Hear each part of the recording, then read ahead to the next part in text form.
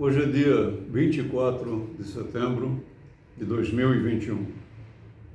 Que a bondade de Deus reine em seu coração hoje e que você tenha um coração grato ao Senhor Deus. A cruz de Cristo Jesus faz diferença em sua vida? Por que essa pergunta? Jesus, durante a sua vida, e especialmente quando ele enfrentou a morte, ele não se envergonhou da cruz. Ele sofreu escárnios, zombaria, foi açoitado, cuspiram em seu rosto, colocaram em sua cabeça uma coroa de espinhos. Ele foi crucificado ao lado de dois malfeitores.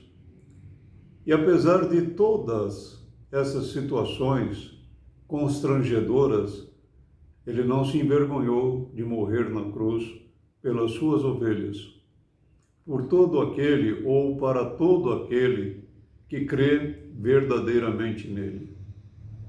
A cruz de Cristo Jesus tem duas implicações fundamentais para nós.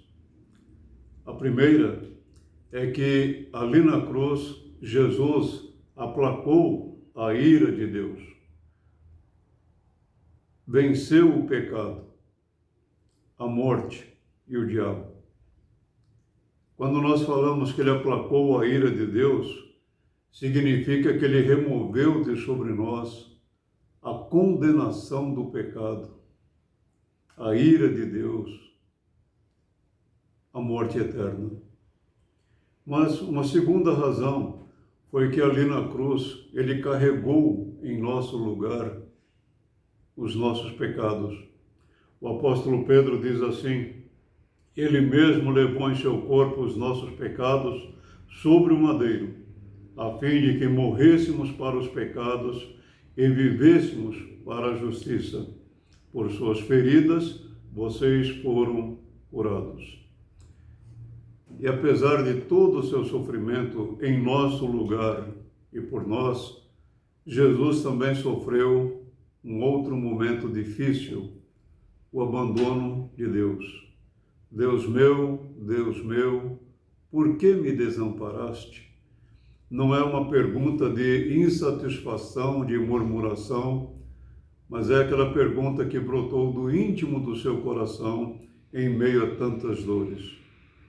O abandono de Deus foi temporário, mas foi nesse momento que Deus lançou sobre ele todos os nossos pecados. E foi ali na cruz que Jesus pôde dizer: está consumado. Mas ainda é importante pensar na cruz, porque a nossa salvação não é comprada por méritos humanos, esforços humanos, mas tão somente pelo sangue de Cristo Jesus.